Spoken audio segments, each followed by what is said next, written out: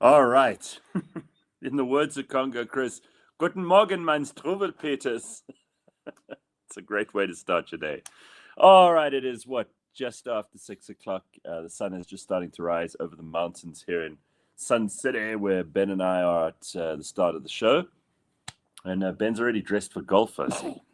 And sneezing. What? Oh, how embarrassing. Yeah, change of seasons, but Yeah. I'm ready for it. All right, very good. Good. Are you going to go and hit some golf balls later? Just the one. I'm going to just make a piece of content. So a little bit of that pre-breakfast. And it's always great to be at the Gary Player Country Club. Oh, yes. It's the greatest country club of all the country clubs. Yeah, and he's your hero. Well, he's everyone's hero. Everyone's hero.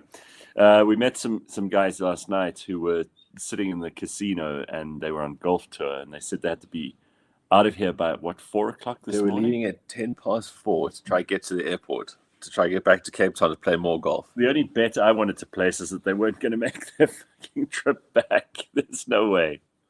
You both look so tired, says Lee. Well, thanks, Lee. That's nice of you. Isn't that a sweet thing to say? Lee, it's not the most flattering lights. Unfortunately, the big lights in the corner here can't be moved, so it's in a bad place. I actually slept like a bum last night. We were pretty busy yesterday afternoon in terms of getting around, walking, running up and down stairs.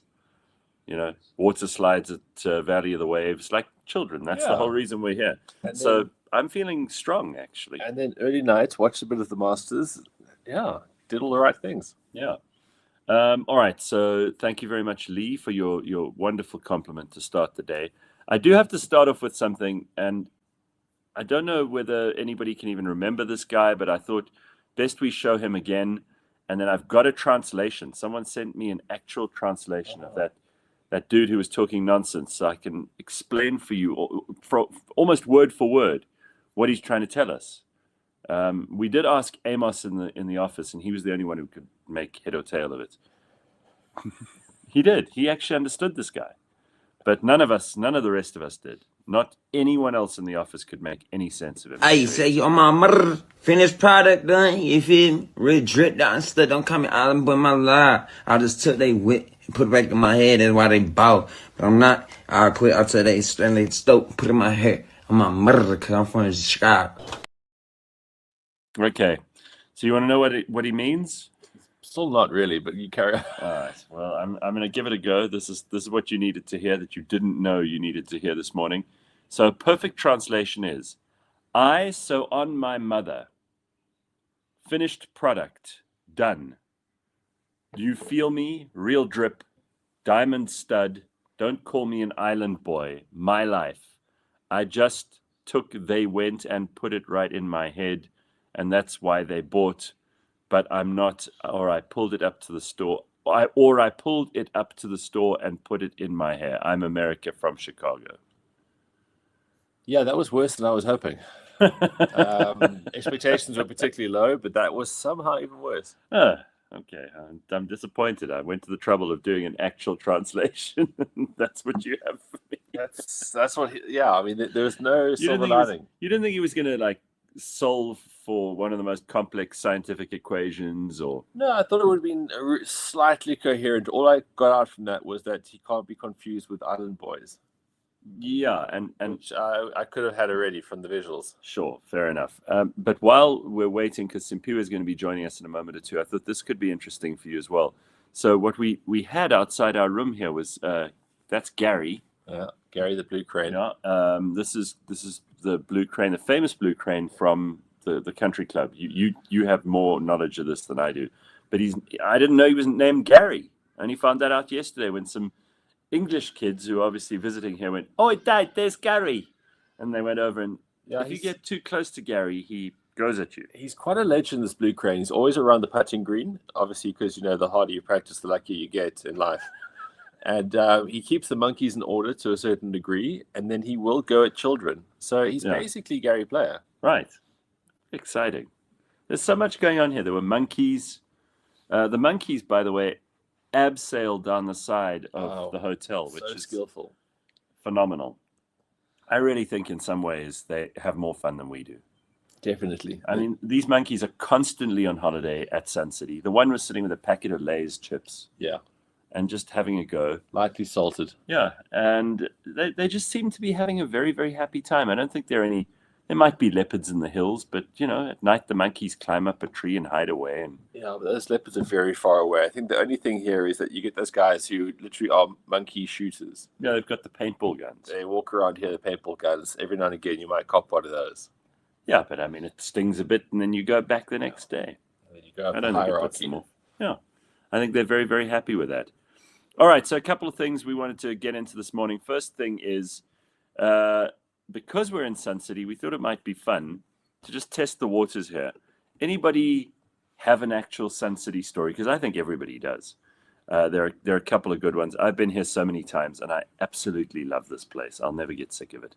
This is not a sponsored ad. It's not something that we're getting anything for free for. I just absolutely love coming here. It seems to me that it has there's a combination of things. When I was a kid, my parents would say we're going to Sun City. It was like, oh my God, this is the best thing ever. Because as a kid, those water rides, the noises, the excitement, the fact that you're going to this place that's adjacent to a game reserve, everything about it was just exciting. Animal sculptures. Yeah, I've It always was said wild, but fun. I've always said it's like the South African Las Vegas, right? And even though it's nowhere near as big, or in my opinion as ugly, and you can complain about the 80s architecture that inspired this place as much as you like, but it's very authentic. It's totally authentic. So it's a lot of the stuff here you'd be embarrassed about if you were an architect today, but in its time it was so cool. Yeah, Sol Kurzner. It just works. It Yeah. just works. It really does. So I love the place, and I think that it's probably one of the few places in South Africa that everybody does have a story on. So let's get into these. And don't be shy. Give us the most embarrassing stories. Carl says, I went to Sun City, and I once went into Valley of the Waves. Ha ha ha! Wild. That's a great start. Carl, you've actually really dropped off recently here. You used to have good comments. Yeah, I know. Now you just... what's happened? I grew up with a tent at the camping grounds in the Kruger. We're not talking about the Kruger Bitcoin boats. Sharon says they used to screen pornos at their cinema in the 90s. And that's See why that? Sharon came through. That's what the stories are that we want. So, don't hold back, hey? Damn, I've never been to Sun City, says Bitcoin Boot. Okay, it's very sad. Well, that's another great thing about this. You can read all the stories and you go, okay, I have to do this now. Roxanne says, I love the adult pool at the Valley of the Waves, the best. Which one's the adult So pool? just up from you just go up the stairs, you get to the top, the big circular pool. Oh, that one. Right. And That's they never allowed kids there because they have a bar there. Exactly. Oh, right. It's an adult pool. It's Right. great. Okay, I know which one you mean. That it is actually a very nice pool. It's enormous though. Yeah, it's amazing.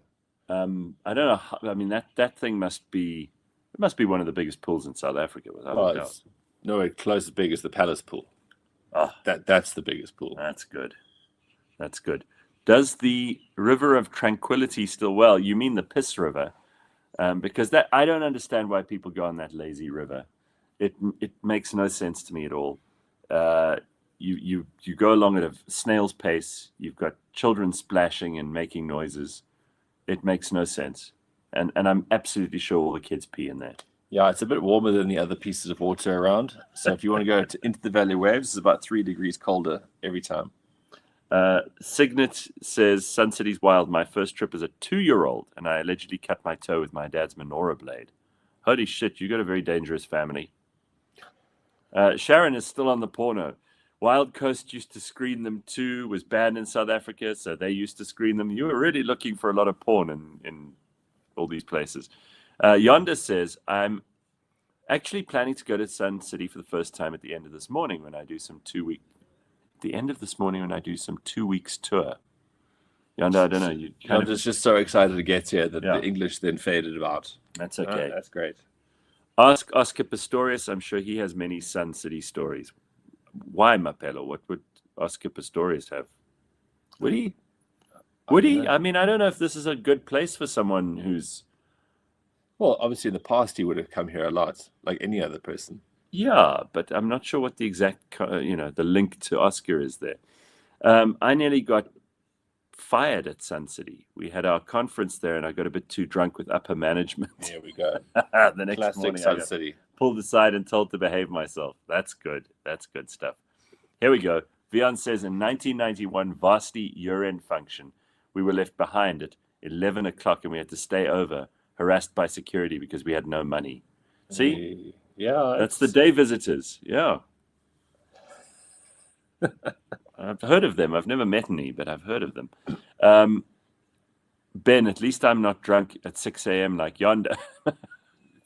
It's much better, Carl. Good comeback. There we go. We got you back a bit. Okay, and then Lee says, love Sun City, can find anything and everything there, cater to everyone's needs. Well, I don't know so much. We asked for a restaurant last night. I just felt like meat, right? Steak or whatever. So the woman says, no, we've got 2 restaurants. Do you want fine dining or do you want Chinese? So I went, Chinese. Ugh. Who wants Chinese? And then she laughed and then said to me, no, okay, you can go. There were only one option and like a Hard Rock Cafe, right? By the way, can you hear the leaf blowers and lawn mowers? Yeah, that's going to be relentless. They're getting ready for Ben to go and hit some golf balls out there later. I was drinking in the nightclub after the Queen concert and got to meet Brian May. I was 16 years old. Mark, that is awesome. Fuck, that's cool. Shani says, I went on safari with Leo Sayers' group. He fought with his now ex-wife the whole time. That's amazing. That's fantastic. Okay, very good. If you do too much of the Temple of Courage, you get the squirts, says Gray. Oh. Well, is that because you just so pounded on the nether regions? We did that like 3 times yesterday. Yeah. So far, so good on the bum. And we only, by the way, we only had an hour, so we managed to squeeze into that hour at the Valley of the Waves. But that Temple of Courage, I like it. But the best one is this one with the tube where you go up against the slide and you come back down fast. And yeah, that is still the best by some that's distance. the best ride, without a doubt. I meant year-end this month. My English left me as I'm with Egyptian who hardly speak any past week here in Cairo. Sounds like you got the Egyptian typing your messages. That's what I'm going to say. Ben, let's talk about the hair. What was the process? I woke up, I brushed it lightly, and I sat down. All right. Excellent tennis courts at Sun City. Now, there's something Yeah. I've never been grateful for the presence of the tennis courts. If you walk like you're going to walk in the first tier of the golf course, up the left, there's really great tennis courts, and they've got paddle courts now. So pretty much everything. See, they really are coming up with everything. Should I close the door? No, it's fine. Maybe. Tracy says, back in 2004, we went there for our honeymoon. Flew into Pilanesberg International Airport during a thunderstorm, Valley of the Waves. We were kids all over again. Well, that's kind of the plan for today and yesterday with what we're doing. Because how often do you get to do this? You know, the last time was, 2 years ago that we did it. So it's nice to be back here. Gareth and Ben, I meant the prison as a joke, Oscar Pistorius. Oh, Sun City Prison. But he was never at that one. He was always at... Mapello, that's where the joke fell down. You got it. Facts, Mapello. So he was at Kosimampuru, which used to be called Pretoria Central Prison. He was never at Sun City, but okay. My dad booked for that Queen concert, but Freddie lost his voice and the show was cancelled. My dad is an uber Catholic and hates the gays, but loves Queen. Probably karma. That's amazing. Andrew says, getting drunk and then trying to figure out the maze at the top of the bar. On top of the hill. When you go over that bridge, there's just so many things that you can do, and things can go badly with here. Yeah, so I reckon Ben is quite keen to try chimpanzee. We are going to chimpanzee later. Today. So after he's hit a couple of golf balls around, he's very keen to go and do the zip lining chimpanzee thing, which I've never done before, so I'm keen. I've only ever seen kids doing it. It is the last thing actually to do here. We've done everything else pretty much. Yeah. I think it's going to be... Here's Sharon, who loves the porn, back again.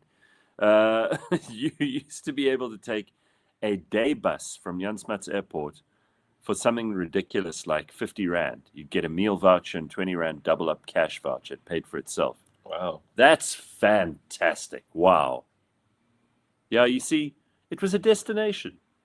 I think it still is for a lot of people. Yeah, it is. There was a guy who'd obviously driven his car into something from Botswana because it was parked at an angle with the back wheel completely flat and on the ground, and the bottom part of his car, the undercarriage, had just come loose. Yeah. He's not going anywhere. And he'd come all the way from Sun City. Sun City is very nostalgic for anyone over 40 because it really hasn't changed. And it's something from my past that my kids actually enjoy. Yeah, it's a weird fine balance like that, hey, Dirk. It really is. Because you get all this the grown-up things, but for a kid, it must be so exciting. Yeah. Yeah, absolutely. And I remember there used to be that Machacho's restaurant in the middle of that lazy river thing. Yeah, then the baboons took it over there. That's right. But we used to go there in between all the rides and getting up and down those stairs and super tubes and whatever you want to go and do. You'd be so fucking hungry by lunchtime that you could wolf down a Machacho's burger in like 5 seconds flat. Yeah, but the baboons did take it over. They did call it something else, but they're terrible at managing fast food outlets, so it didn't last very long. It's amazing. There was one behind the counter once when I went to order. I was sitting there going, no, well, that's how they infiltrated. A couple of them got jobs, and then there was a hostile takeover literally over that. But then they all got together and they started Chimpanzee, which is a much better venture for them. There's a maze at Sun City somewhere. It's all uphill, so it's tiring. Yeah, that was what we were talking about just now. At the end of the maze, there's a bar. Yeah, and there's the craft beer tasting and things like that. Right, exactly. Yeah, so, I mean, pretty much if you are struggling in life for ideas of things to do, you've got to come here, like we're going to do today. Yeah, go for a high tea at the Palace. Also good. Lovely experience. Yeah, that is good. We were talking about fine dining earlier, but there used to be that very, very smart restaurant at the Palace. It was called the Crystal Room or something. Shit, that was good. I went there once. You had as many knives and forks as you might at Buckingham Palace. Okay, but look, we haven't heard any stories of like getting knocked up or meeting your wife or whatever. Yeah, we want to hear like tell us one of your good stories, because yesterday you mentioned that when you were here once. Well, I did once perpetrate a sex act on the balcony of the palace at lunchtime while other people might have been watching at the pool down below, and my then girlfriend seems to have thought this was standard practice. She wasn't even she was like, oh, okay, yeah, that's great. That's a good way to do the Palace. I don't have a story. I think so. Yeah. So that I think that's pretty good stuff. That's why I do love Sun City. There's good memory here all the time. An overseas tourist took her swimming costume off at the pool, dried herself off very suggestively. My mother was frantic to try and stop us and my dad staring. Porn at the pool. It's probably Sharon after watching the... It was probably Sharon. After being in the porn. Do you guys know that you can block someone from seeing their messages here if they're upset? Yeah, we can block somebody from posting, if that's what you mean, Mapelo. Bebop says there used to be a scheduled flight to nearby Sun City Airport as well. So I remember, and Ben will like this, when they did the $1 million one year, and that's now the Nedbank Golf Challenge. Yeah. But they used to have a theme song. Do you remember? Yeah. They had theme songs. They had the great Fulton Alum once. Amazing, yeah. What a guy. 80s. And I brought my dad and his best friend. They flew us here. They flew a whole group of people. They filled a plane up, one of those old DC-4s, I think it was, and we landed at Pilanesberg Airport, which is about like 5-10 minutes from here, and then came to the $1 million. They, wine and dine you. You get to follow the golfers around, see the action from up close. Everything looked immaculate. I mean, this place really, it shows off during the Nedbank Golf Challenge, and it was such a special day. And then we were taken back to the plane and flown back to Joburg, all in one day. It was spectacular. Yeah, I did a similar thing for a friend of mine's birthday. We arrived at Lanseria, and literally we flew here to play golf in the afternoon. A couple of drinks in the plane on the way back, and we were back in Fourways as the sun was kind of setting. Amazing. Very cool. Jethro says, in my 80s, the whole family had tickets to... In the 80s, sorry. The whole family had tickets to see Rod Stewart. Booked months in advance.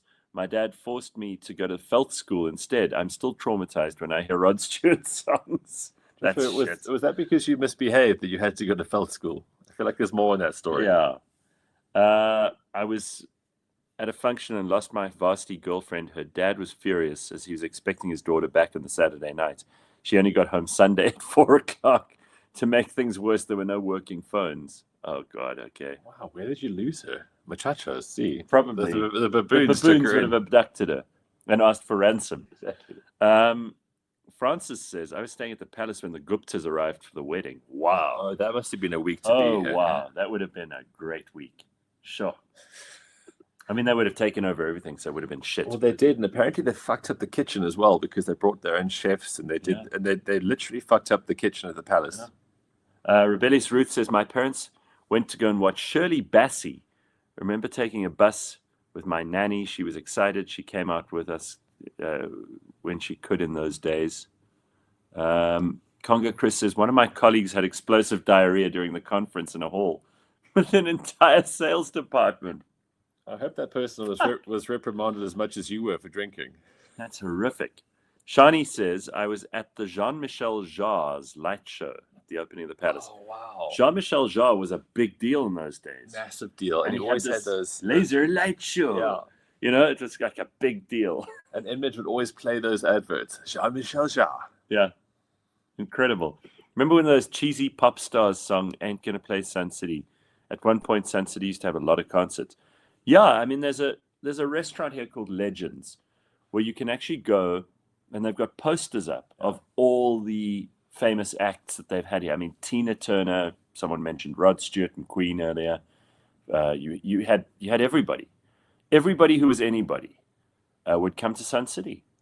Spectacular. And now we've talked about it for 25 minutes. Didn't Bless Bridges open that concert? Yeah, I think Bless Bridges and Jean-Michel Jarre became an absolute duo in the latter years. Yeah. Bebop Williams says, I was at the Elton John show where he copped out mid-concert. Well, he probably had to go and take a pool boy to his room or release him from bondage or something. In the Eastern Cape, we took a bus to Amatola Safari and Fish River Sun. What an outing. We don't want your Eastern Cape stories. No one gives a fuck about the Eastern Cape. Keep those to yourself, McGill. Eastern Cape. Yeah, and then we went to Port Alfred. You know, there's always someone who has to bring up an Eastern Cape story and ruin the whole vibe. Yeah, Lee, thank you. Bring us back. Only have epic memories of Sun City. Still went to a kind of a rave there in Standard 8. Fresh Sasha, ENF with a hell of a party. Dropped my first E there. Oh, okay, you drug addict. Okay, yeah, that was probably those spring fiestas. I remember doing one or two of those. I really wish I could have gone to watch WWF at Sun City. Main event was Yokozuna versus Rikishi. They do WWF here. That must have been cool. Okay, I like that a lot. That's very good. Sun City wasn't part of South Africa, so all were welcome back in the apartheid days. Yeah, okay, so Sun City used to be part of Bophuthatswana, which was run by a guy called Lucas Mangope. And Lucas Mangope had a deal with Sol Kerzner that he could, because they had no gambling rules in Bophuthatswana. Remember, the old apartheid government said, no, you are not allowed to gamble. Or you are not allowed to watch pornography. You are not allowed to smoke and drink in... Actually, that was one you could do. You could smoke and drink anywhere. They were okay with that, but everything else was not allowed, right? So that's why we got special rules here.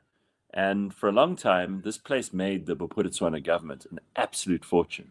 And the South African government could do nothing about it because they'd made apartheid, and this was a Bantustan. Fuck them.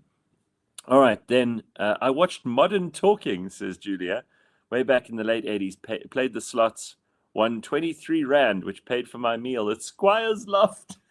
Brilliant. Alex Cage is here in the comments. Morning, Alex. Mate of mine got caught turning the 11th hole into her 19th. Let them go with the applause and a few hundred rands when security arrived back in the golf cart. That's awesome. The old arcade used to be something special for us in the late 90s. Spent hours there whilst the folks were in the casino. It was something special, yeah. That arcade was impressive. It really was. Walking around in a bikini in the Sun City forest all day. How can you not come right, says Roxanne. Yeah. I was here for Miss World once. Sharon says they always used to have that same guy from Loving who would present the Miss South Africa's at Sun City from Loving. I came here for Miss World once. They only did it here once. And all of these girls from like 100 different countries, South American beauty queens and girls from Southeast Asia and from Europe and from Australia and New Zealand and all over the world. It was spectacular. I've never seen so many absolutely drop dead gorgeous 10 out of 10 girls in one place in my life. I was like a kid in a candy store. Insane. Of course, I couldn't speak any of the languages that I needed to speak to. I think some of my favorite memories here is when I used to work for Clipdrift. I managed to get this job at some stage after my DJing days where all they wanted me to do was just basically go play golf and talk about Clipdrift. Like I was in my 20s. It was great. Dream job. Yeah, I was. And they used to have these like winter events on the Sunshine Tour sponsored by Clipdrift. So I would come out here. I'd have like a nice big bag that had Clipdrift on it. And then all I had to do was basically just get hammered for like 4 days. And I would have to invite people to come up with me. And then I'd have my 4-ball. And then we used to do, I mean, back in those days, the players used to get hammered as well because it wasn't like the biggest events. There wasn't a lot of events around. But the guys would be getting stuck until like 2 o'clock in the morning. And then we'd go play golf. And because it was a pro-am, you were with the pros the whole time. Sure. Those were some of the simplest yet greatest days. And also the days where you could get so hammered and then you could still play golf. The hangovers were so minimal. Right, you could handle it forever. Okay, I'm going to show you something now that is probably the most awkward thing in the world because we're changing tack from Sun City. In fact, no, before we get to that, you know how I always complain about planes and how horrible they are and it's just a big bus in the sky and they have not found a way to make airplane travel nice. Yeah. They just haven't. I mean, even if you're in business or first class, you just get a little bit more space, slightly better food, but it's more or less the same. You're still stuck up there. Now, here are some truly amazing things. AI, obviously, is working its magic. So imagine being on planes where this could happen. And we can just remove that comment, James, from the guy from Loving. All right, so here's how planes should be. Are you ready? Somebody's watching me, is my anxiety.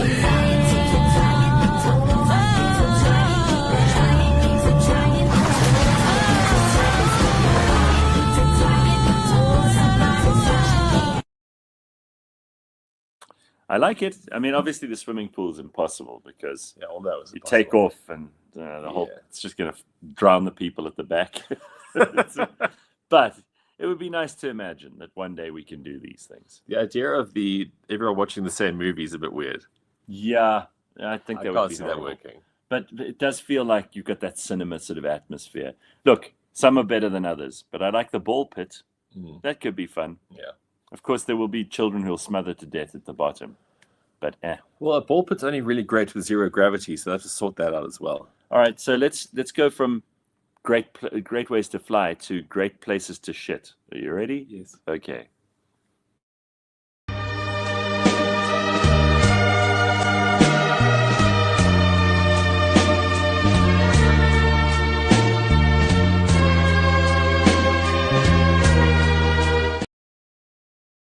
See? I mean, that could be interesting. See, the first one, there's that really amazing Rick and Morty episode where Rick creates this galaxy to go and take the best shit he ever has.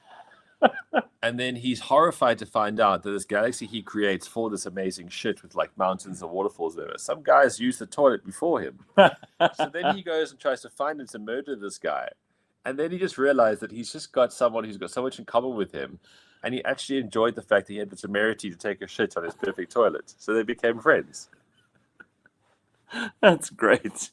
I also don't think those are very practical toilets, by the way. This is where AI just isn't getting it yet. Right. The first one was. Yeah, I mean, the first one you could actually have because it's sort of sealed in. But the others were on ropes. Yeah. How the fuck is that going to work? They're glorified swings, basically. And you know that that's not going to work. You can't shit while swinging. No. Okay. All right. So Donald Trump is obviously in the news this week. We talked just a moment ago about Botswana and South Africa in the old days and how, they'd had a deal. Now, Donald Trump is all about the deal. So I've got a few things here to show you. The first one is everybody seems completely perplexed by what's going on. And I said the other day there are only two options for this trade war that Trump has launched, seeming trade war that he's launched. The first one is that he is an absolute genius and is getting everyone to the negotiating table, and he's going to get tariffs reduced to zero, and it's going to be phenomenal for everybody on planet Earth, because we'll have real free trade. I don't like the idea of tariffs. I think that that's a very bad idea. It's protectionism. But anyway, that's the best option. The other option is that he actually believes that the other countries, because America has a trade deficit with them, must pay America money. Now, it doesn't make sense. I've heard all sorts of theories about how he wants to crash the stock market so he can raise the bond market so they can pay back some of the deficit. None of that stuff seems to make particular sense to me.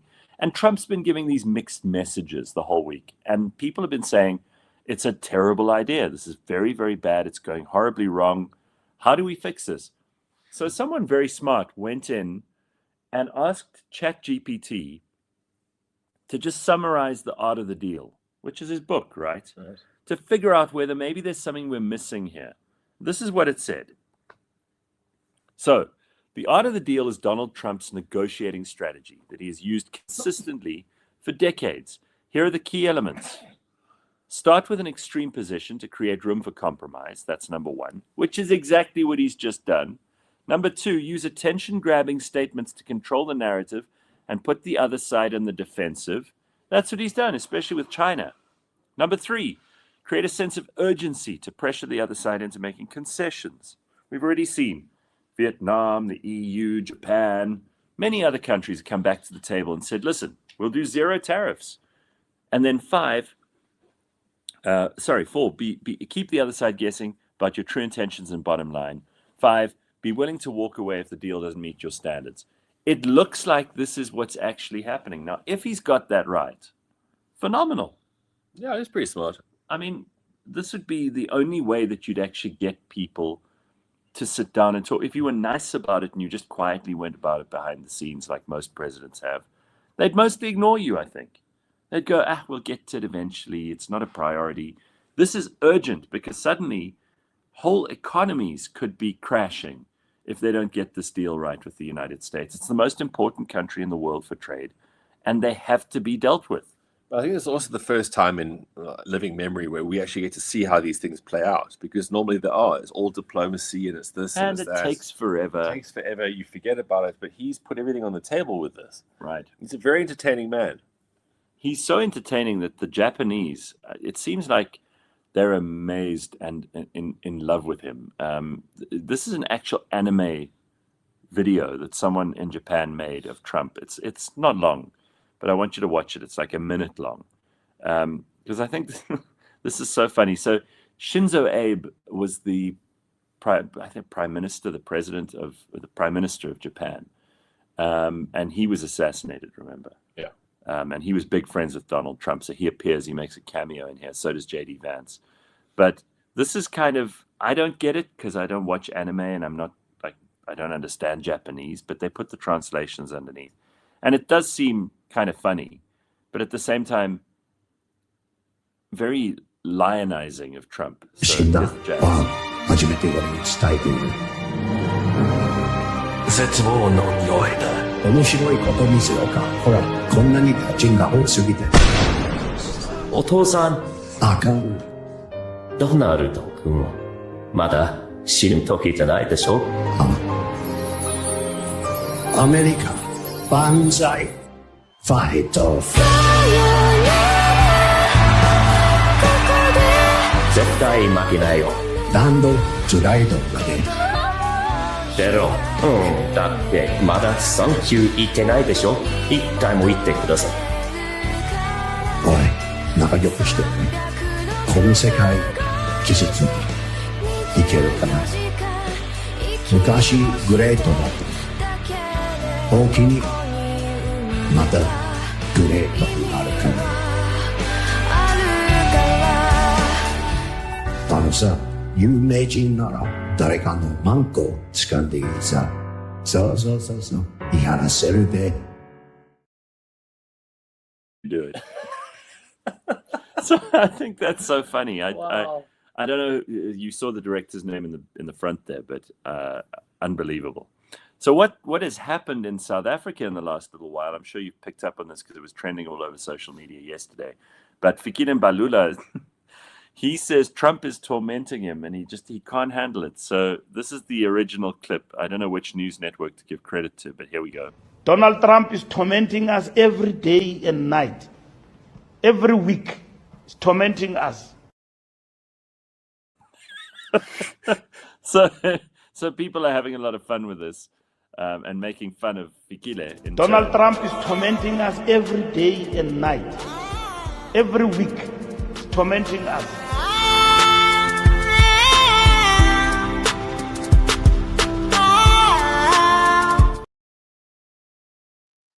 Wow, AI has taken memes to this level now where we can never go back. It's just amazing. I just love that. He's tormenting the ANC so badly that they don't know what to do anymore. They're having sleepless nights. Fikile's seeing a therapist because Trump is tormenting him. So I thought that was pretty funny too. Going back to the comments for a second, if Trump manages to reset the global order, then the Republicans will be in power for another 15 years. Yeah, and I suppose if he gets it wrong, he'll have a lame duck presidency for the rest of his presidency. The Republicans won't get enough seats in the House, and then everything he tries to do will be stopped. So but that's what leaders and winners do. They take chances. They try and do something, and it can go badly, but that's not how they think. Yeah. Well, they better put their money in their couches before their accounts get frozen. Crunch of bunts. Well, yeah, I mean, so he's upset. The reason he's saying that Donald Trump is tormenting him, Fikile, is because they're actually proposing a list of sanctions. People in the ANC to sanction. Right at the top of the list is Cyril Ramaphosa and Naledi Pandor. Then there's Julius and a whole lot of others. But how do you sanction individuals? Oh, easily. So the Americans control the international exchange for money. They have what they call SWIFT, which is a payment and transfer mechanism for money, and the Americans can pretty much come in there and just unperson you. Wow. Like if you have Swiss bank accounts, or I don't know about the Swiss have always been a bit tricky, but pretty much anywhere else that your money flows, they can just shut it down. And that would mean that if Cyril has, bank accounts in the US or the UK, or even though he's a president, they can just shut those down. They can freeze his assets. They can even seize them if they want to. It doesn't seem very fair to me, and I think it's probably, there are all kinds of ethical questions, but this is what you can do if you're the world's superpower, I suppose. And then I see Mapelo's asking about like what I said to upset Penwell. I don't know. What was Penwell upset with you about? I have no idea. I don't really pay attention. I haven't watched one of his podcasts for a long time. I've got a lot to do at the moment, and I don't have time for that. And if he's got an issue, he'll raise it with me. He's got my number.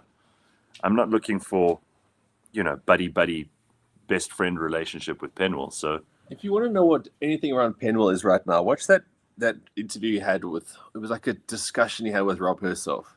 And Rob just basically put him in his place. It was horrendous. It was so bad, and he had nothing to come back from.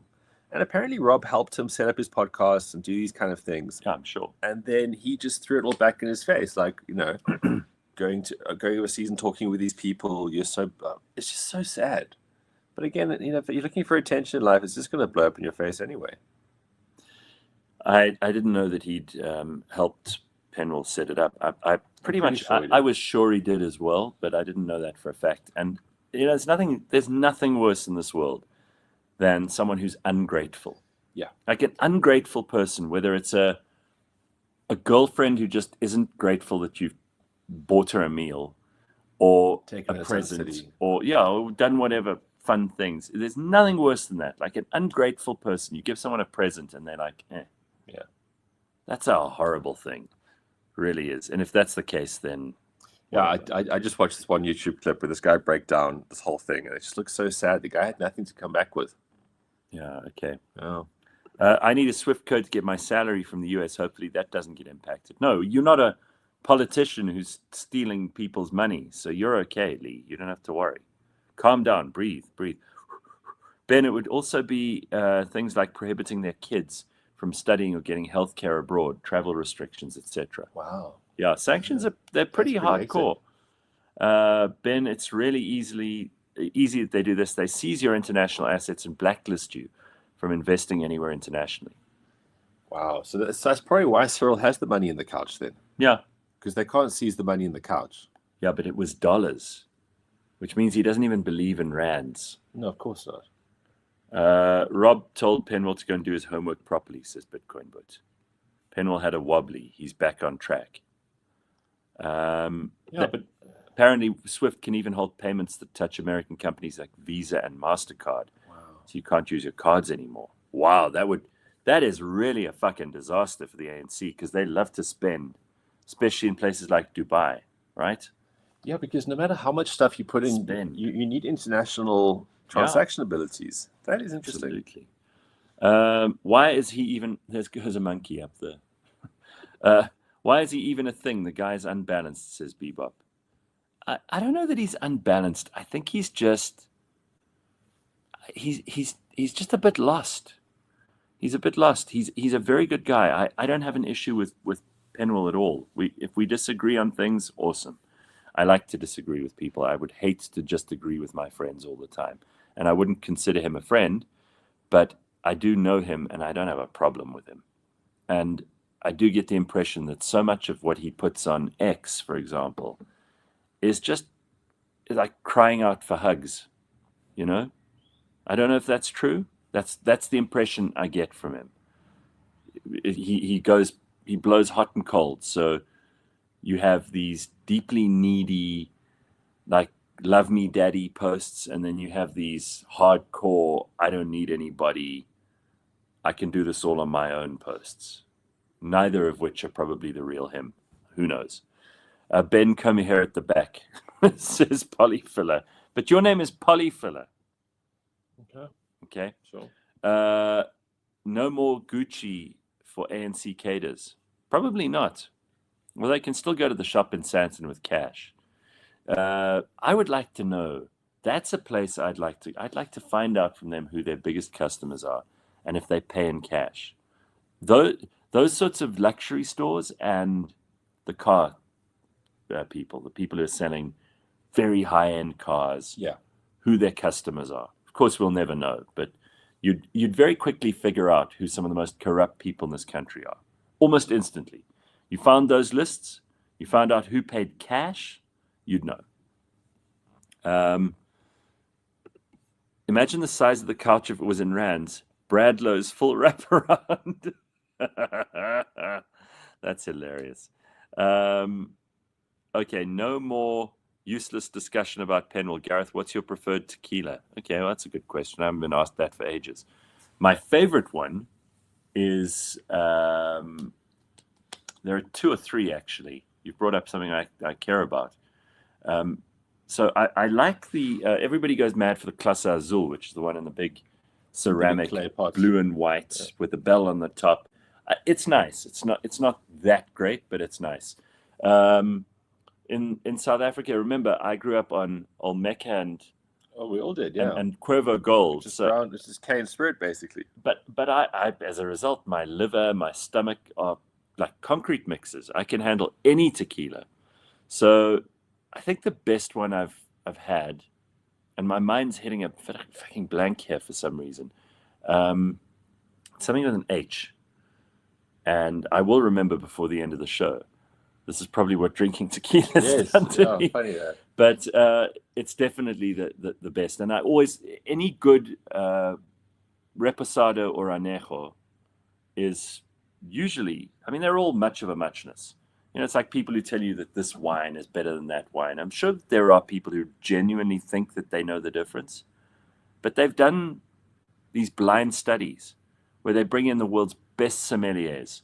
These are people who their whole life is wine, and they bring them in, and on blind tests they can't tell the difference. Herradura, I think you might be on the money there, Cage. It's not though; it's something else. I will remember. I've got a couple of bottles of it at home. It's spectacular. Cazadores Añejo is fire. Yeah, that's excellent. Don Julio Reposado is fine, Viasen. I think it's a very good one. It's expensive, but it's better than, the Jose Cuervo that Tabo's talking about here. Tamana and Espolon. Espolon's good. I don't have a problem with that either. Joritos, Don Julio. Don Julio is good. Tequila tastes like torture, says Mapelo. Well, you to each his own. I don't know what you drink. Wendy says early signs of menopause. Gareth, what? That I can't remember the name of a tequila. Jesus, you guys are rough first thing in the morning, hey? We didn't have fancy tequila in my student days. I'll make a shots at R2 winning. Exactly. That's why I'm saying it was. You don't know that this isn't Blanco right now. Ben is having sneezing fits. Yeah, suddenly having a real sinus issue this morning.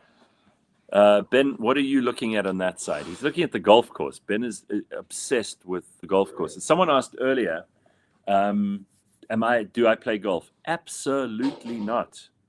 I live in a golf estate where I pay a membership every month. Do you think I've ever been on the golf course with a club? No, not once. I come to Sun City. This is one of the best golf courses in the world. No desire, none. It all went wrong for me because when I was, I don't know, about 15, 16, went with my dad and my brother to a driving range, super excited. I expected to be Tiger Woods on the first Based on stroke. what? I expected to be, how we were talking about Jack Nicklaus last night, right? And Ben told me that this guy was just unbelievably talented. And that's how he didn't have any discipline, or he didn't do what Tiger Woods had to go through with his dad. Jack Nicklaus was just unbelievably talented, right? I expected that.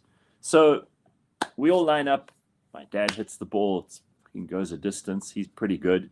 My brother hits the ball just a little short of my dad. He's younger than me. I'm like, okay, well, I should do better than both of them. That's just how it should be. Right? I'm just expecting to be the king. And I fucking hooked it. It was just a disaster. So I thought, all right, we'll try a couple more times. Within 20 minutes, I was bored. It wasn't working for me. I just gave up.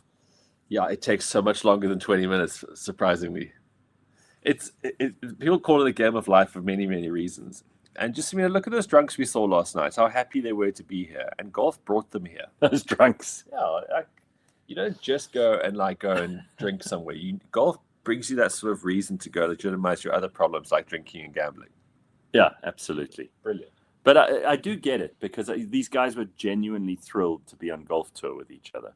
Gareth doesn't play golf. He just rides around on the cart, off his tits on tequila. I don't have a golf cart hurling abuse at anyone who hasn't been Karpinski or Gary Player.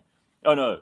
I would also share some ire for... Listen, when I've seen Ben play occasionally, or driving ranges or whatever, we used to go to that World of Golf. Remember? Yeah, that was fun. That was fun. Still go. If he fucks it up, I'm so thrilled, because then it means that he's bad at his favorite thing, which gives me great joy. If Tiger couldn't catch Jack, will anyone ever break his record? Never, Dirk. Never. Okay. Look, there's so many reasons why Jack was great. He often played against drunks. That was another thing. And there's no other way of saying it. His talent was so good, and no one else really worked that hard to really bridge that gap. Whereas now, there's talented people and there's hardworking people. And then there's just so much in the game, which makes it so exciting right now. Yeah. Okay, what about this one? Ben, what are your thoughts on Papua Sogulam? Yeah, it's an incredible history. Unfortunately, it's one of those sad to good to sad stories, and that obviously during apartheid he was very marginalized. A guy with natural abilities that looked very odd. He gripped the club and the other way around. Okay. And he never really kind of lived his potential. And then from many counts, he then died by the bottle as well. So it was just a sad story. But an absolute inspiration that, people will obviously hopefully remember him for. Here, Shani mentioned Severiano Ballesteros. He was often here for the Nedbank. That was like the golden age, because it started off with 5 players, and then it went up to 6, then it went up to 12. And those fields were so good. We did a whole podcast series around this last year, around the Nedbank with Science International, and it was just so cool getting Gary's thoughts around the old original tournaments and how the tournaments evolved. Pretty cool memories now. All right, well, before we wrap up this first hour, I need you to see something that's very awkward. James, the producer, didn't even want to watch this because he said it looked like one of the most embarrassing situations imaginable. So this guy called Salva Kiir is the president of South Sudan. He's the one who wears the cowboy hat, which was apparently given to him. Warris told me this. I didn't even know. But the cowboy hat was given to him by George W. Bush. So he wears it all the time. He never takes it off. And here he is in Russia, but he's not sure what to do with, I'm not sure if it's either the microphone or the translator earpiece. Right? It's like an AirPod. He doesn't know what to do with it. And this is a very awkward exchange between him and Putin where no words are said. So if you think there's no sound here, that's because they're not saying anything. But watch Putin, watch Salva Kiir. He drops the mic. It's all so uncomfortable. It's almost like a Mr. Bean type moment, where everything is just awkward and messy and.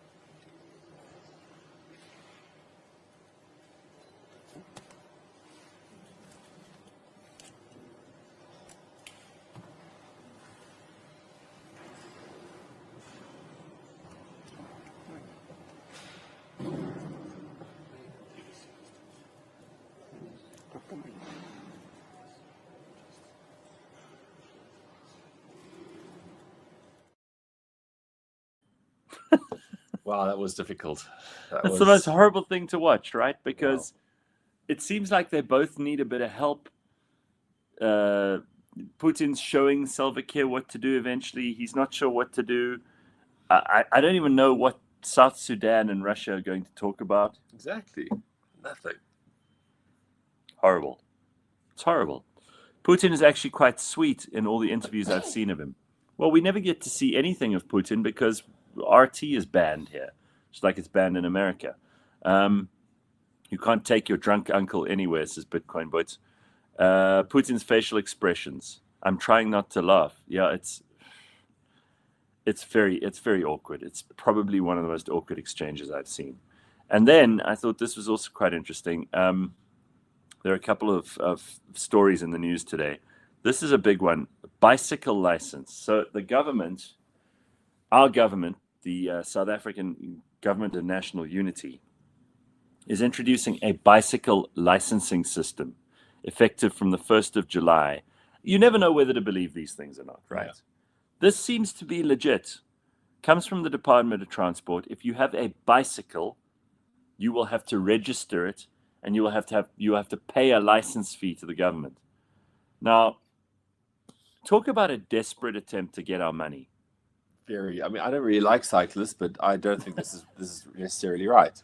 I don't like them But at the same time, their rationale, I'm sure, is if they use the roads, they must pay. Well, must they pay? I don't think so. No, I think that they'll just do what the e-toll people Completely. did. Ignore this. I mean, if the government think they're going to get an extra walloping amount of money out of everybody just because they tell us we must have a license for something, they go around and they tell businesses, small businesses, spaza shops, people who have little caravans on the side of the road that make meals for people. They go around and tell people, where's your license? Like, you need a license to be able to earn a living. It's outrageous. These guys are out of control, and we should ignore them, and we should not pay any of their license fees. So Lee says, are you seriously going to need a license to buy a bike? Yeah, that's what they're telling us. But I would say just ignore them. I remember the old licenses, 25 cents a year. I don't remember those, Chris. You've got me on that one. Dirk says, will my kids be taxed for riding in the neighborhood streets? That's what they're trying to do, man.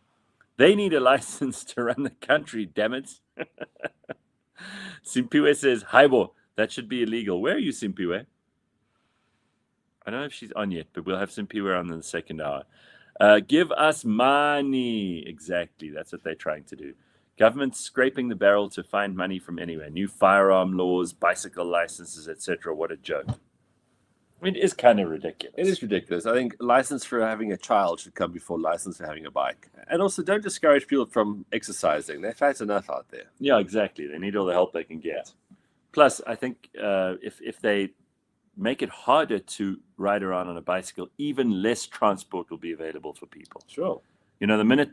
Because there are some law-abiding people, I don't know where, but there are in this country of ours, because I think it's the Wild West. There are law-abiding people who will not go on the road without their bike license. It'll just be another thing that they want to comply with. You get people who pay their e-toll bills, people who pay their TV licenses. You'll get people who want to pay this thing, because then they can say, oh, I got my license. Yeah. People love saying that. Let me tell you something. You don't need a license for anything. If you want to trade... If you want to sell things, if you want to go somewhere, you don't need any of this stuff. It's just government creating paperwork so they can make money out of you. That's all. It's outrageous. Where the fuck is my BMX's VIN number, says Jethro. Does that include a boy's tricycle? It's more expensive because it has 3 wheels. Probably they'll charge more for that. They'll find it. Look for the vid of Salva Kiir pissing himself in public. It's mortifying. Shame, that's terrible. I didn't know that had happened. Pissing himself in public. That's very embarrassing. I don't think the license goes far enough. Introduce a yearly bicycle tax, says Congo Chris. Force them to go for roadworthy tests every year and charge them a congestion charge. Fuck the cyclists. I can't believe I'm on the side of not having a bicycle license.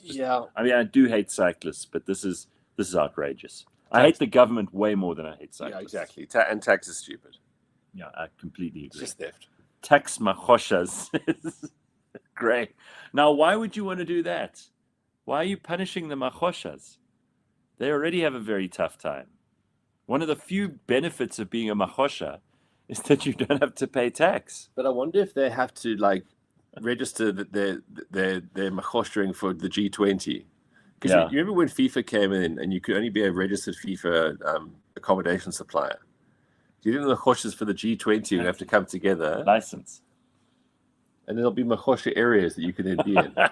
You can't just rock up at a hotel and right, I'm here for the machoshering. And they'll be like, no, where's your license? Where's your register? Where are your papers? All right, we've got to take a break. Ben's going to go and hit the golf. It's clouding over badly. That's why I'm actually looking, because I'm looking at this because I need to go film something, and the weather's not looking so great. All right, well, off you go. I'm still here, and Simphiwe will be joining me in the next hour, and you can join us in the comment section.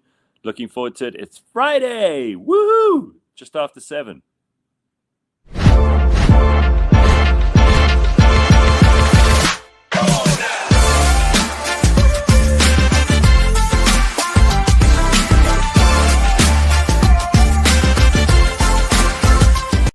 The seasons are changing, and with that, the team assembles in a chillier than usual studio this week at the TRN headquarters. Professional golfer Karpinski is our special guest this week. His boyish good looks aside, he's here because it's Masters Week, and it's our first full swing at a golf episode so far. Given the choice between a weekend of passion with 2005 Scarlett Johansson or a chance to attend the Masters in Augusta, Ben has on record stated that this is a stupid question, and the answer is an obvious one. Find out why he feels this way here, and what is it that makes this event and this week so incredible.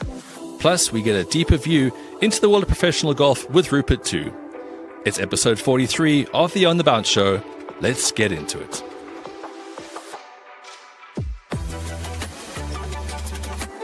Freestyle, right? So you're kissing, you do you're kissing this girl, whatever, you fall into the bed, whatever.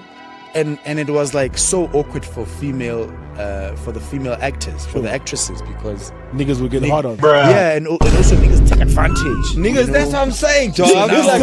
You're kissing this girl, you're swallowing her whole face. You know what I mean? Take one. It's just, getting carried away. You're getting into it. Carried away. Fast forward to today. Intimacy. There's intimacy coaches. Where's the flavor? So it's literally like there's an intimacy coach. It's like a choreographer.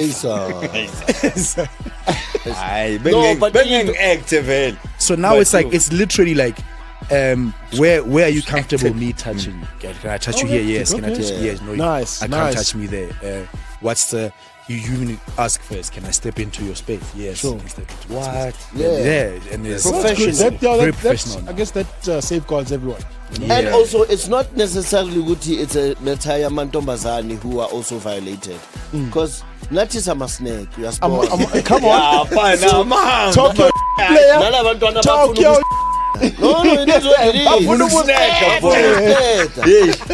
So now we need protection. Protect us, please, director. Please. Ladies coming too hard for me. Oh my God.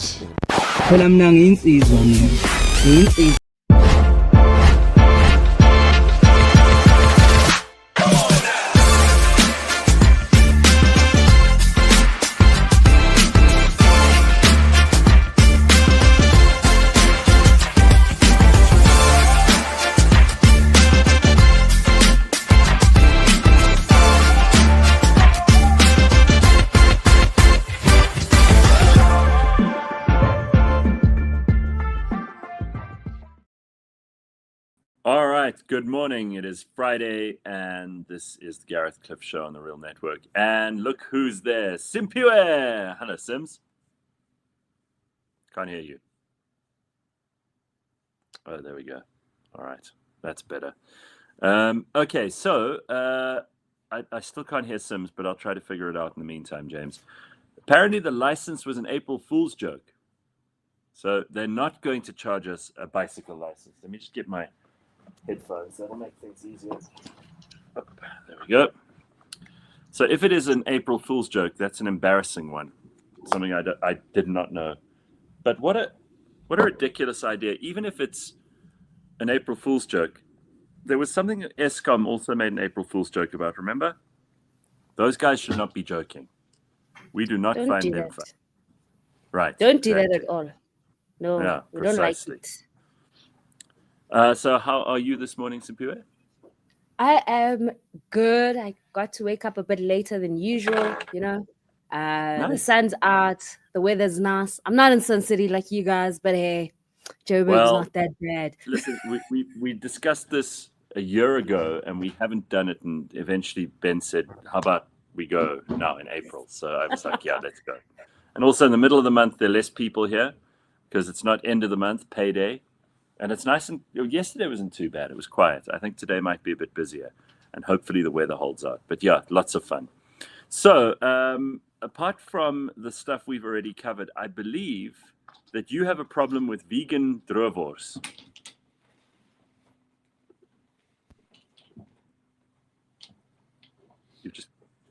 I can't hear you for some reason again. Sorry, I don't know what happened. There we go. Now It's I just can. doing me. There we go. Perfect. Okay, cool. It's working. So now. why do you have a problem with this stuff? I thought it was wonderful. Isn't it great?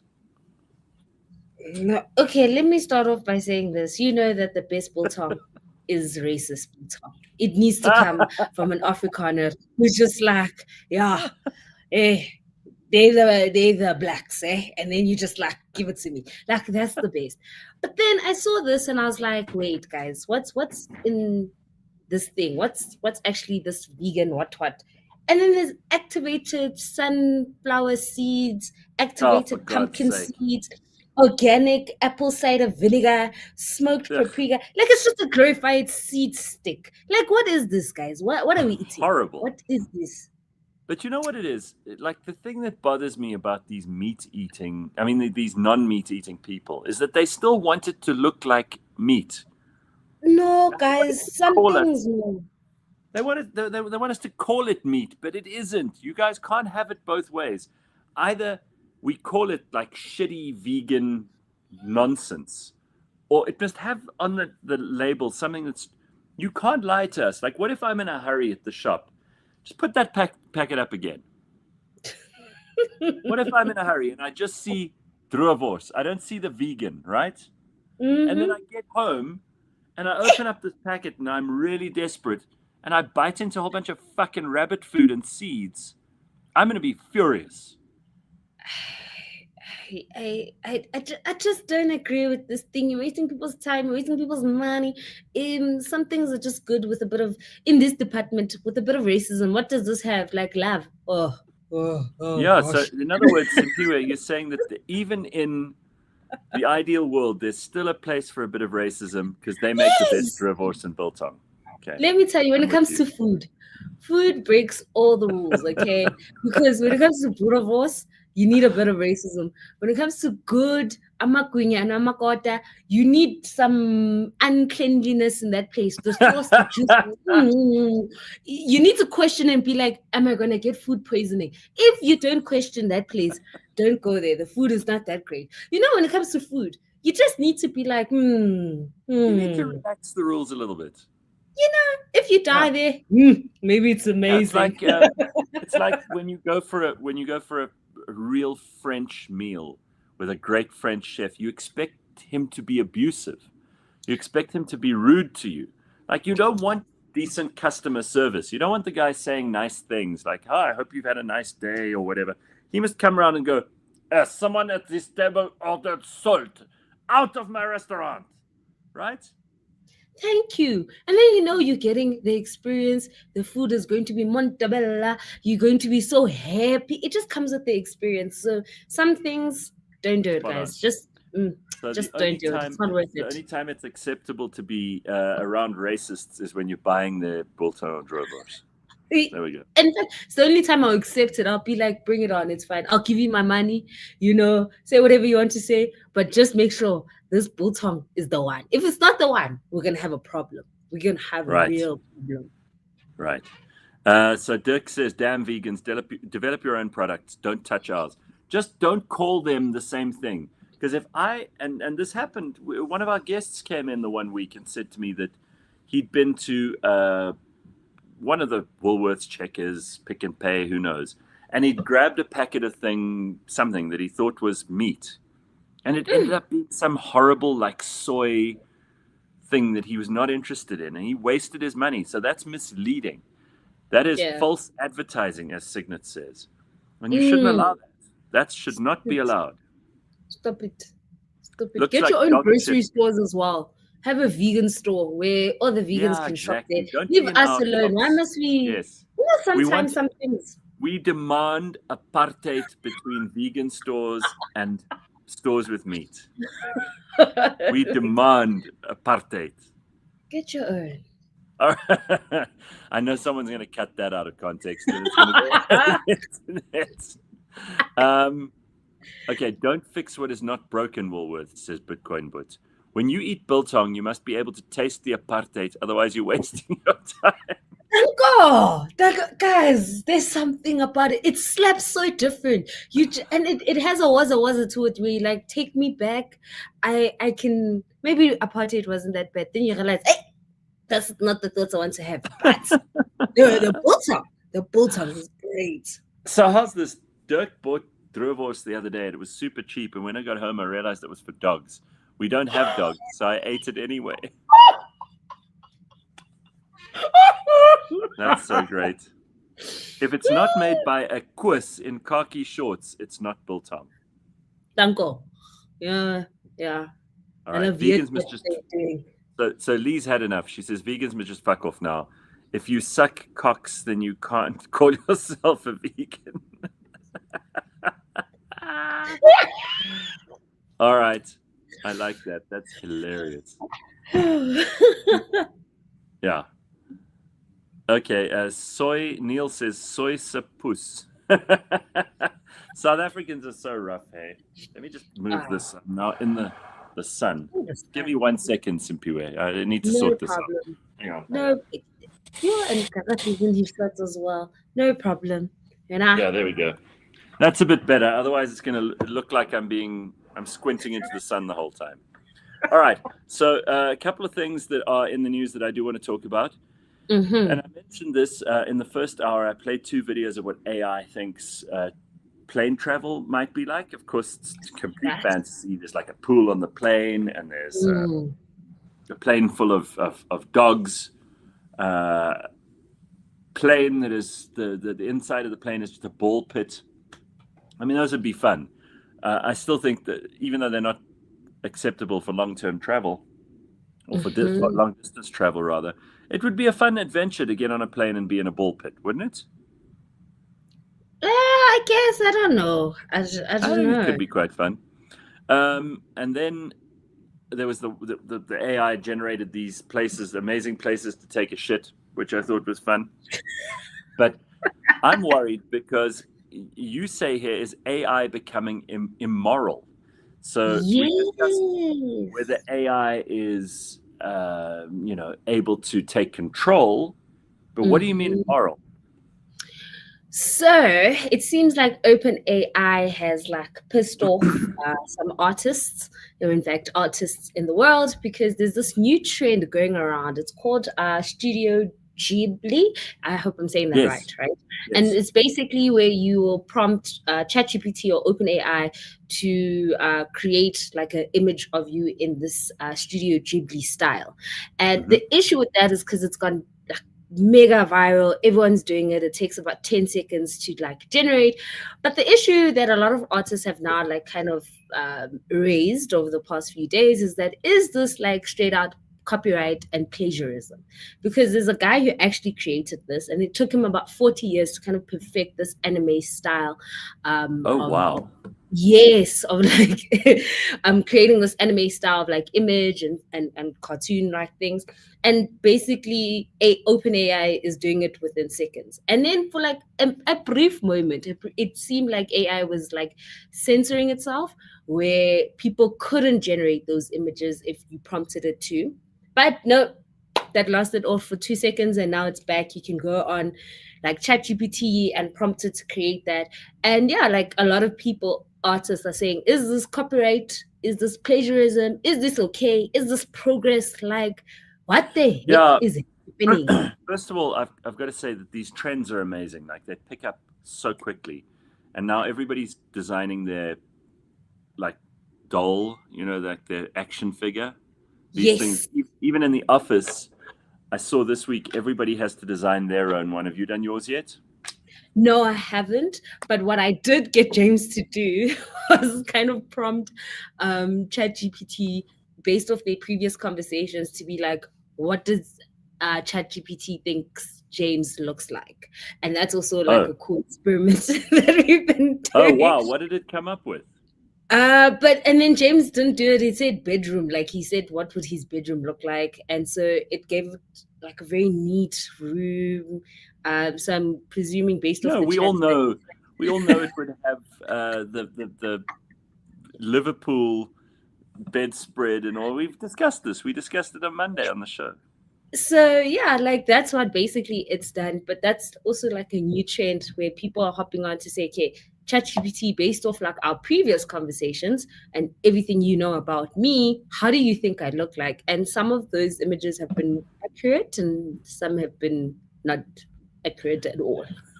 It is amazing what you can do with that image generator stuff. And I believe they've just upgraded it again on ChatGPT. But, people are going to have so much fun doing this because nobody on earth doesn't love seeing a version of themselves? I mean, the greatest people in history would sit for hours with a portrait painter so that they could paint them. Yes. Now you can upload a couple of pictures and it will generate a version of you in every style that every great master in history was able to generate. So you can have me painted by Matisse or by Van Gogh or by Da Vinci or by Thomas Lawrence. You can go in there and you can any artist you like, and it is phenomenal what comes up.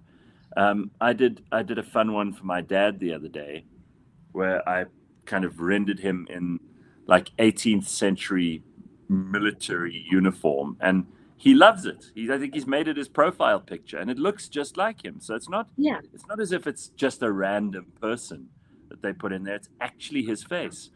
And with these action figure ones that people are sending around now, they really do look like the people in question. I'm not sure whether they are just scouring the internet or whether they go to people's Instagrams and pull faces off of there, whether you're allowed to, because there are all kinds of ethical and moral things, like you mentioned earlier about stealing people's copyright. There are ethical and moral questions about what you're allowed to use on the internet, because you can Google image search someone, and for some people you'll find lots of pictures, and for some people you'll find none. And you've got to wonder also, how far are we off of someone generating like versions of you without your clothes on? You know, that's going to be a thing.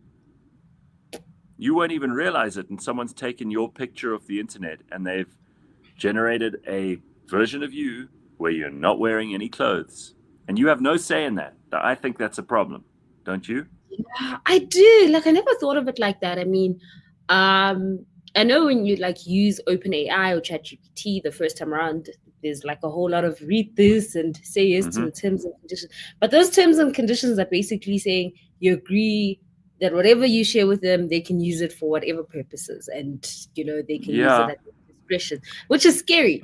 And now you prompting it to like create images and whatnot, which is great. But then you also realize that they used all that data to create something that could be used for great, or it can just be used for like scary stuff. Yes, which you just mentioned, which I never really thought of. Like, there's sick people out there in the world, Gareth, and AI is also going to cater to those people with their weird needs and likes and desires. I mean, we have OnlyFeet, we have OnlyFans. You know, what's next? Anime style porn. We're not far off. It's going to happen. Is breaching copyright immoral or rather just illegal? Well, it's illegal, but what we're talking about now is immoral.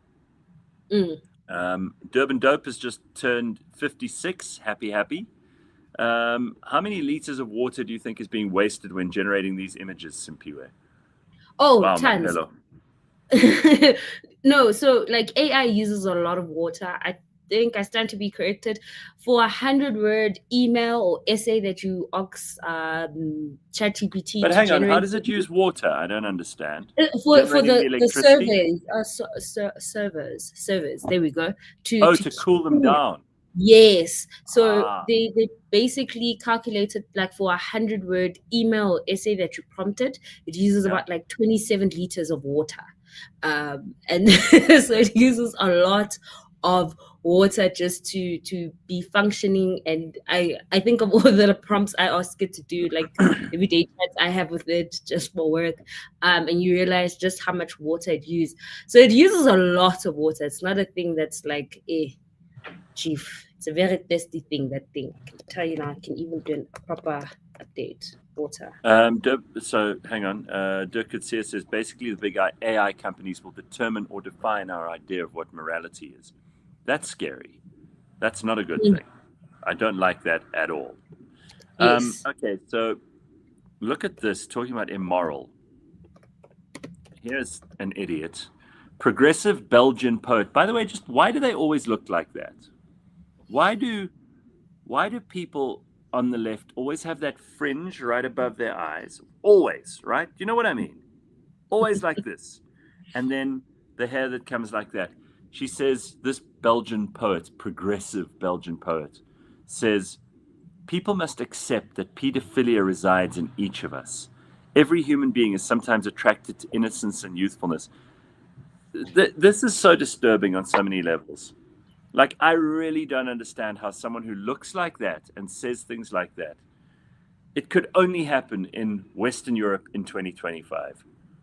She says, I think it's very dangerous to demonize and silence pedophiles. Really? Really? They're the only people who, when they go to jail, the other prisoners want to kill them straight away. So what's the problem here? I mean, like, why is it a problem that people are mean to pedophiles when pedophiles are mean to children? Unreal. I just don't get it at all. So I thought you needed to see that just so you can avoid people like that through the course of your day. And they do always look like that. Yeah, yeah. It's just frustrating that we're defending nonsense, utter nonsense, okay? Because even this term, what minor attracted, because they don't want to use pedophile. Oh my God. Is just the most infuriating thing out there, right? I don't understand how you can look at a kid, a baby, and be like, oh, there's something so yummy about that innocence. And like you're discussing, and there's something wrong with you, and you do need to be put in prison, and whatever happens to you, hey, you know, too bad. Thank God. Like, I don't feel sorry for you. I really don't feel sorry for you.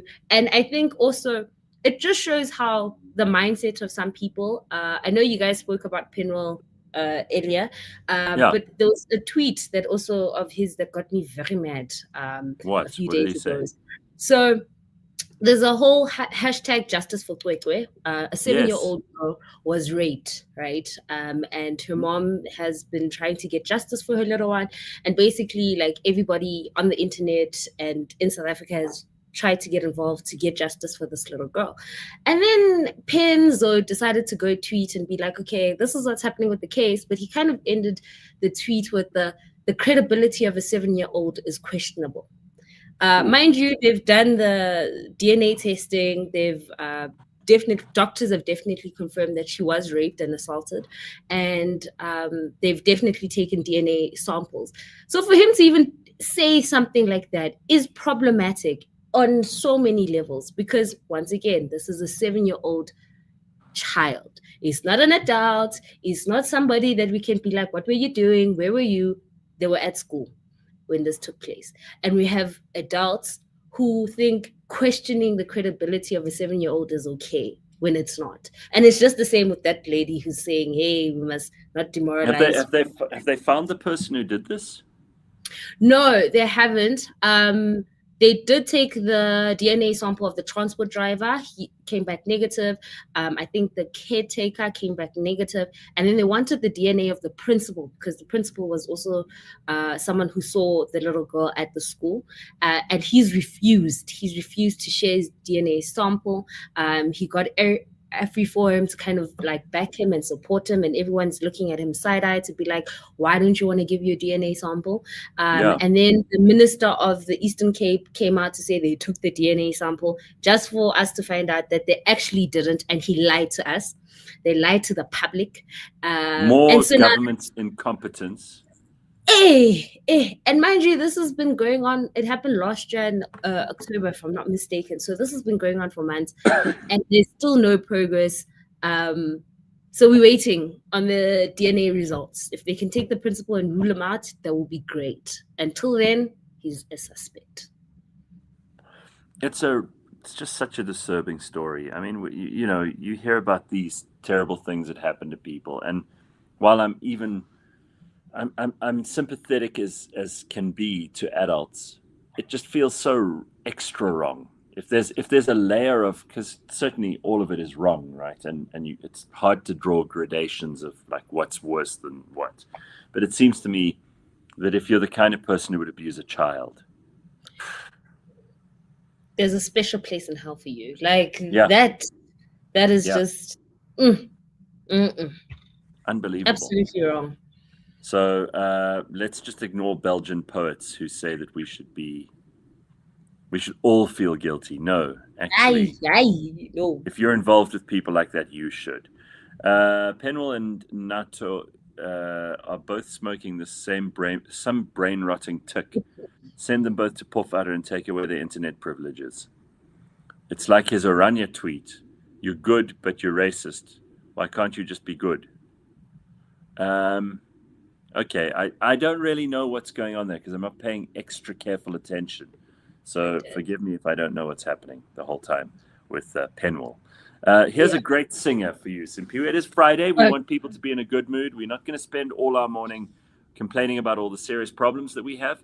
So here is a terrific singer doing Sade's Smooth Operator. Are you ready? Oh, okay, that's such a classic.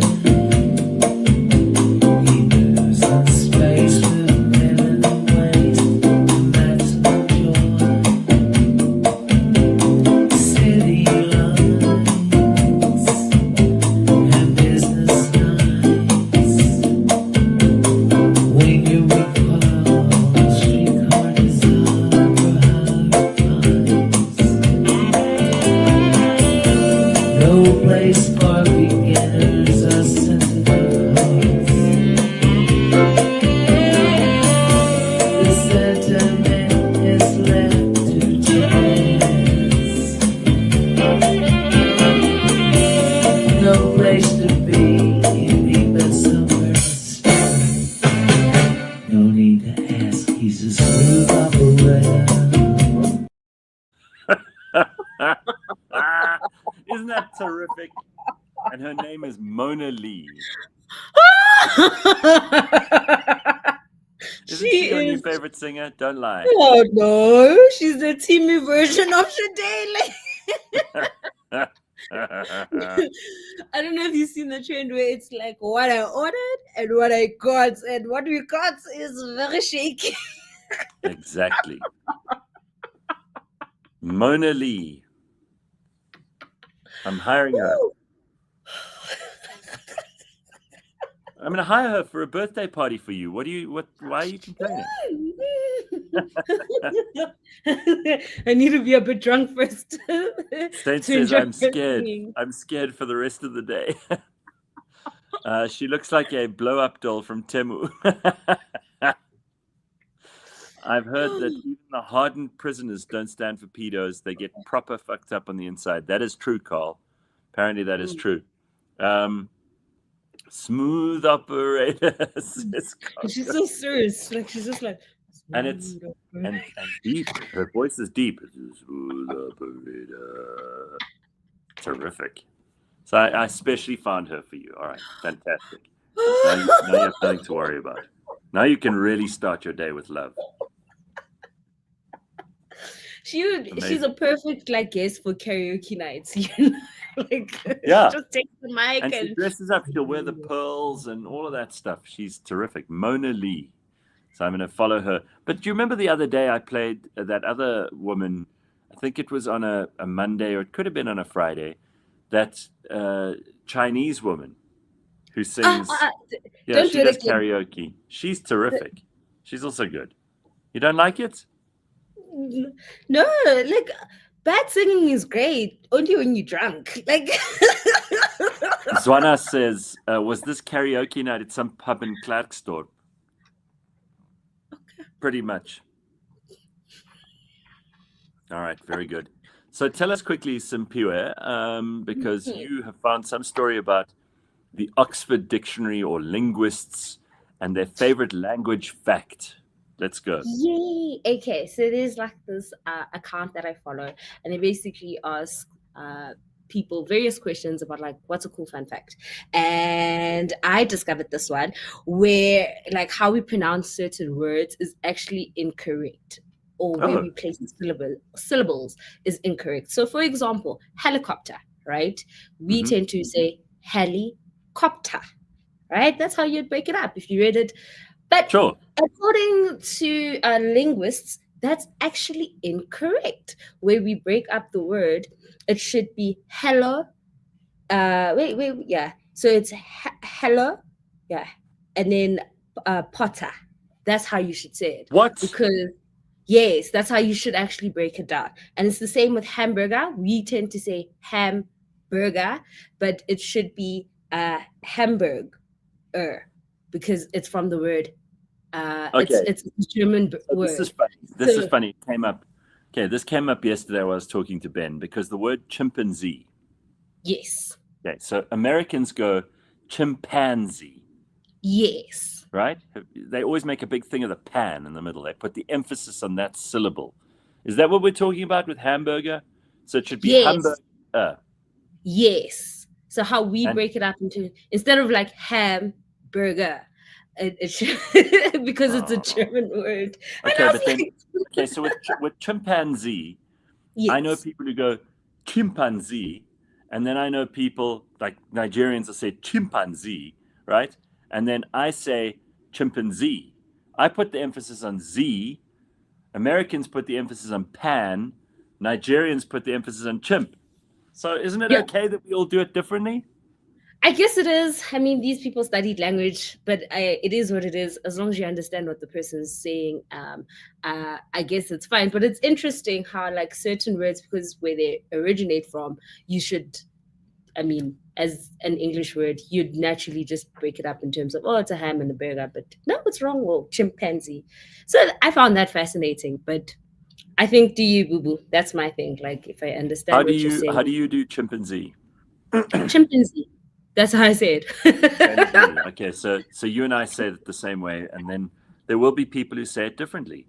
I always thought it was very, very funny when Leanne, who was on the show with me on Monday, said, "You've got to put the emphasis on the right syllable."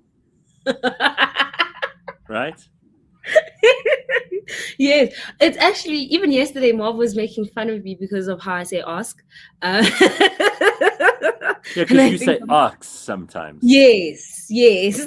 It's almost like a And apparently, dyslexic thing. it's my people thing. It's a black thing to say it like that. it could also be a dyslexic thing, right? Because sometimes people who are dyslexic swap letters around, and when they speak them, they actually speak the wrong letter in the wrong place. Yes. Here's a question. Richard wants to know, which pronunciation of aluminium do you prefer? So the Americans call it aluminum. Which I don't understand. No, and we call it aluminium. Yes. So I absolutely will not use aluminum, because aluminium is the name of the element on the periodic table. Yes. Also, can we So just that's what teach it is. Americans how to spell as well? Like, I don't understand why please. color does not have the letter U, for example. Exactly. Like, Even their spelling is atrocious. Like, even how they spell certain things, they use a Z instead of an S. Like, what's wrong with you? Can you just spell properly? Can you just do things correctly? You guys don't use kgs, you use pounds. Like, you guys are just messed up. Can we just stop? I typed in the word recognize on ChatGPT the other day, and it goes RECOGNIZE, but it's ISE. That's the way I learned it, right? Yes, yes, we speak proper English or British English. So please, can we, like, Americans, if you guys are watching this, please, can you just stop spelling words incorrectly and leaving out letters? Carl has a problem with you saying ox because you're trying to pretend to be American, according to him. It's very fucking annoying. She's just told us why she hates the American way of spelling things. So she's not trying to be American. Not at all. All right. Not at all. It's my people thing, you know, like I just say ask. Either way, you know what I'm trying to say. Am burger. No. Let's break it down. I would Weird.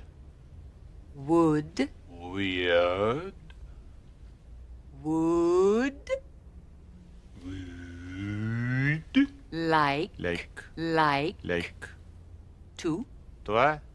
to Toi. to Toi. by B. by B. by B. B. a A. hamburger Hamburger. hamburger Amber. hamburger Amber.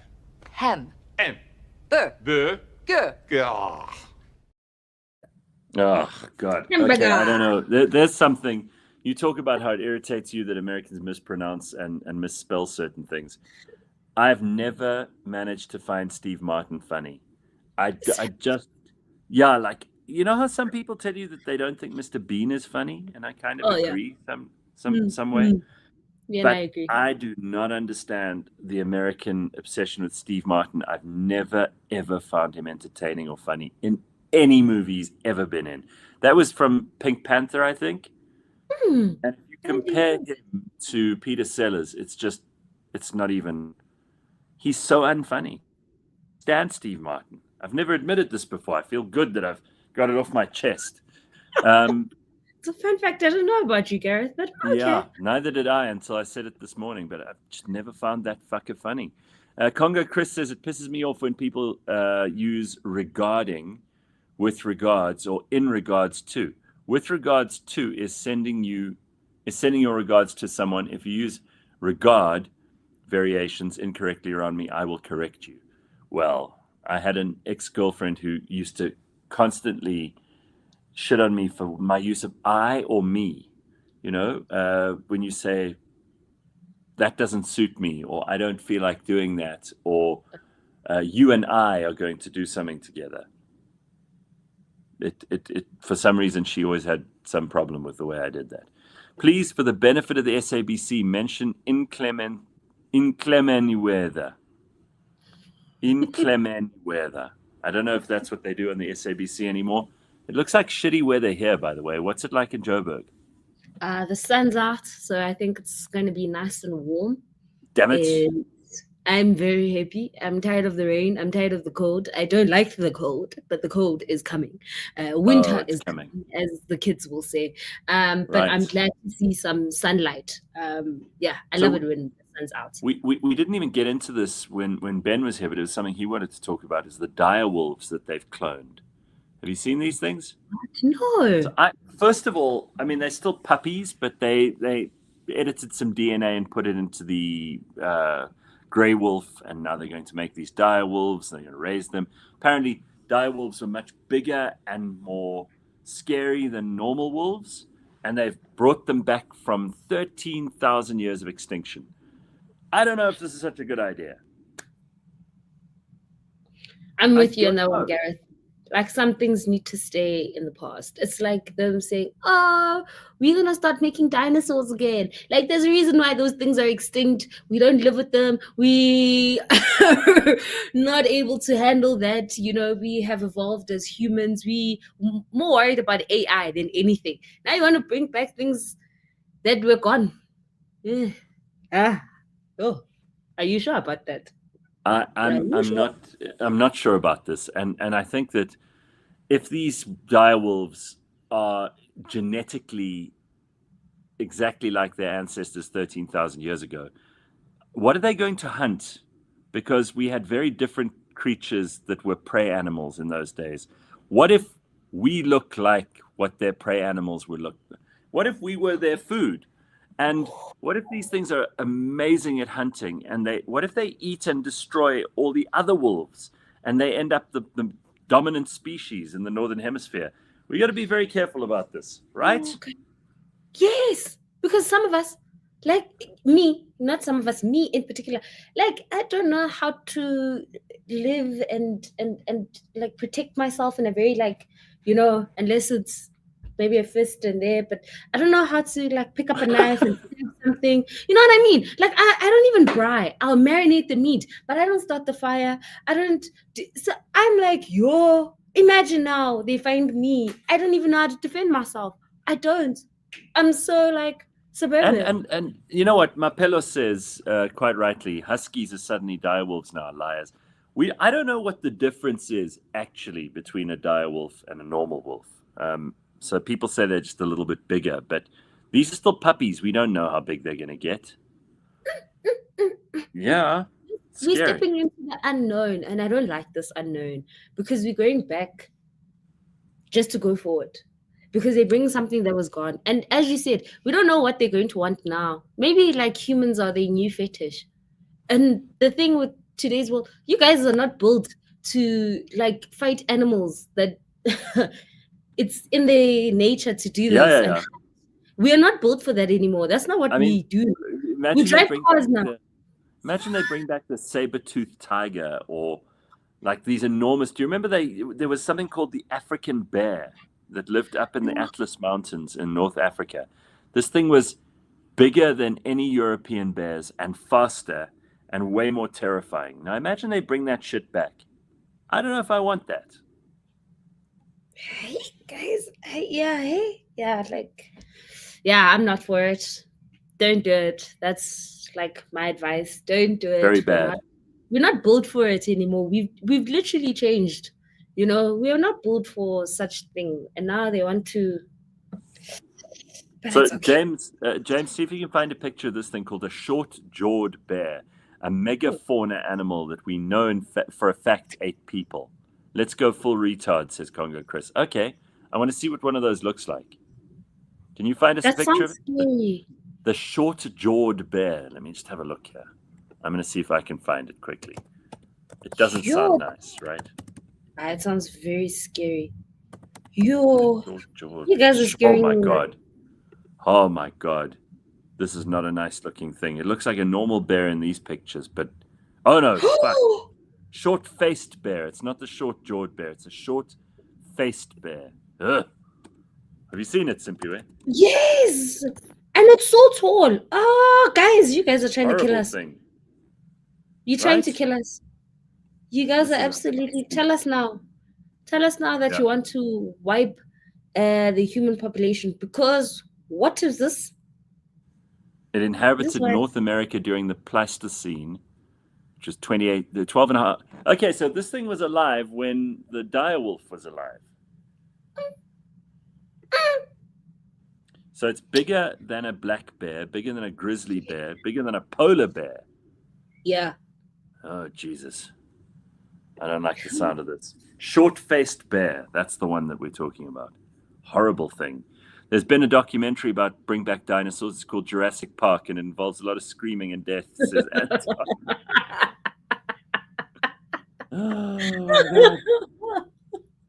All right. And then somebody says here I should listen to a whole podcast. They're bringing back only the dodo, woolly mammoth, and some Aussie dog I cannot spell.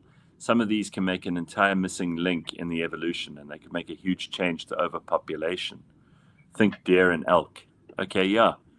Did you ever see the horns of those huge Irish elk? They were these enormous. They had, like, honestly, Simphiwe, their horns.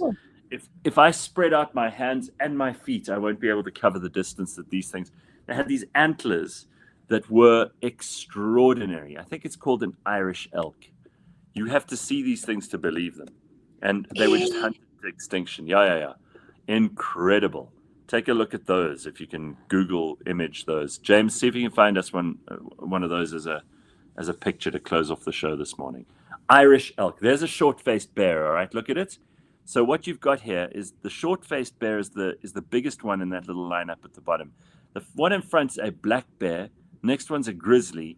Look at how much bigger that short-faced bear is. That thing will eat you in one sitting. Horrible, right? It is. I'm actually Okay, scared right now. While we're busy with The this, thought James, of it see if you can makes me scared. find the Irish elk for Simphiwe and show her those horns. That is something impressive. Look at that. Huh? They beautiful. Magnificent. Isn't that magnificent? Oh, word. Yeah, but like imagine that thing attacking you, like you out. But they're gorgeous. Ooh. They are beautiful, and I don't think that they necessarily attack people, but they're extinct now. There was the largest deer that ever lived. It used to range over Eurasia, and the most recent remains have been carbon dated to 7,700 years ago. The antlers span 3.5 meters across, the largest of any known deer. And, I mean, magnificent. So they were hunted to extinction by our ancestors, Simphiwe. Ish. You know, sometimes humans know how to run a good thing, a beautiful thing. I think that, like, I wouldn't mind if they brought that back. That, yes. Oh, you know, then it can be part of our big five. Oh, Beautiful yes. animal. Beautiful. Our ancestors, according to Dirk, ran away from these animals on a daily basis. Why would we bring them back? No good can come from this. Danko. Thank you. That's all. That's all we need to Oh say. my God. All right, here's a thought. Why don't we take better care of the animals that we already have, says Azalea. That's a good idea. Mm-hmm. Yes. Yeah. The only Let's- bears I want to meet are Paddington and Winnie the Pooh, says Signet. Correct. Winnie the Pooh is cute, so yes. Yes and yes. Congo Chris correcting me. There's no such thing as a saber-toothed tiger. You're thinking of a saber-toothed cat, which is called a smilodon. Yeah, that is correct. I stand corrected. You are right. I am wrong. And that's where we're going to end things for this morning. I hope you have an awesome weekend. I've got the rest of the day in Sun City, Simphiwe. I'm very excited. That's I nice. hope it's nice weather because it looks very cloudy at the moment.